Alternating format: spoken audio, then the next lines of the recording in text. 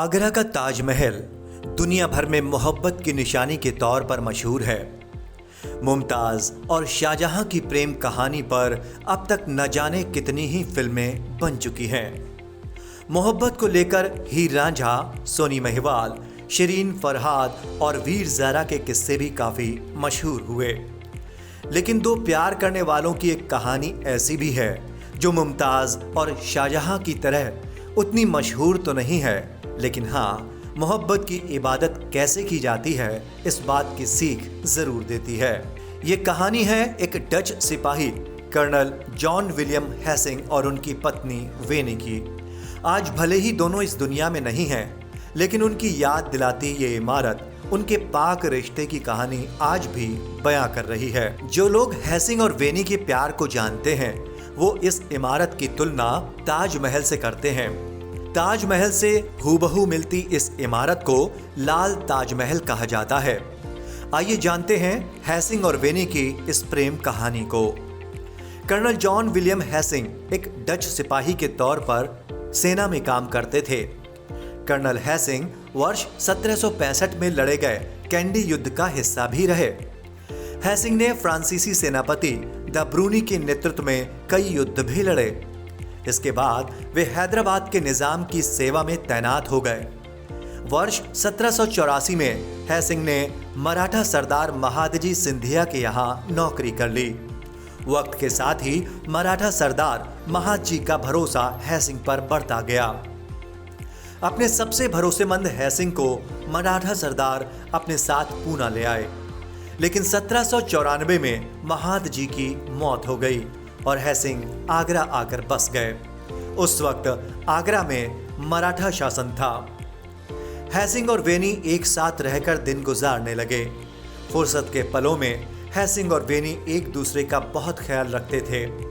एक दिन हेसिंग और वेनी ताजमहल का दीदार करने पहुंचे और यहाँ उन्हें पता चला कि ताजमहल को मोहब्बत की निशानी इसलिए कहते हैं क्योंकि शाहजहां नाम के राजा ने अपनी पत्नी मुमताज़ की याद में इस इमारत को बड़ी शिद्दत के साथ बनवाया था।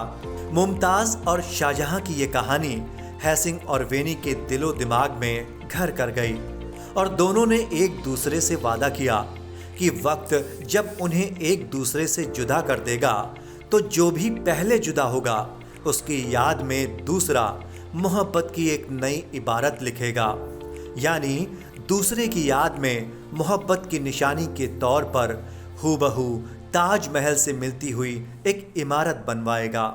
ऋषि, आप यहाँ पर ये घूमने आए इमारत देखने के लिए, क्या है ये इमारत का? जी, ये एक जॉल हेसिंग नाम का एक कर्नल था। उसने क्या करा था, उसने जैसे ताजमहल बना हुआ है तो अपनी बीवी और वो आपस में बहुत प्यार करते थे। तो उसने ये बोला था अपनी बीवी से कि हम दोनों में से जो जिसकी भी पहले मृत्यु होती है तो हम अपनी मृत्यु के आधार पर एक मकबरा बनवाएंगे ताजमहल की तरह उसकी याद में।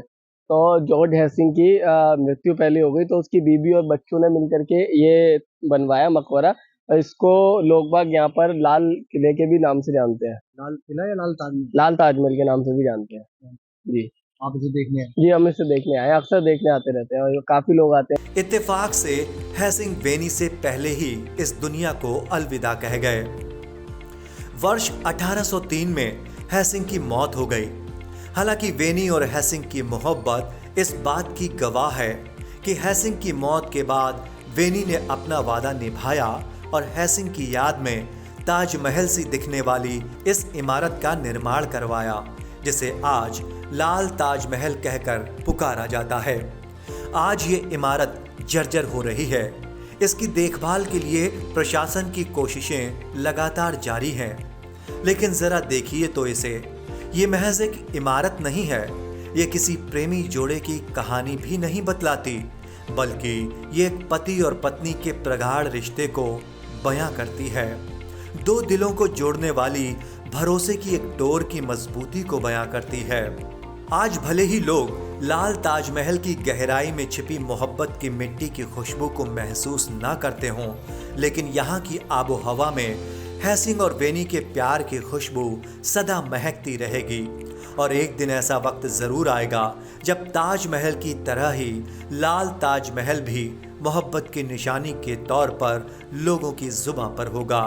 और हैसिंग और वेनी की मोहब्बत की कहानी एक नई इबारत लिखेगी। आगरा से शी न्यूज के लिए नीलेश अग्रवाल की रिपोर्ट। विश्व के 7 अजूबों में से एक ताजमहल के बारे में तो आप सभी ने सुना होगा। आगरा में एक ऐसी भी इमारत है जिसे लोग लाल ताजमहल के नाम से जानते हैं। 1803 में कर्नल हैसिंग की पत्नी ने उसकी याद में इस इमारत को तैयार कराया था। पुरातत्व विभाग की तरफ से अभी तक इस इमारत को देखने के लिए कोई भी प्रवेश शुल्क नहीं रखा गया है। आगरा से शी न्यूज के लिए नीलेश अग्रवाल की रिपोर्ट।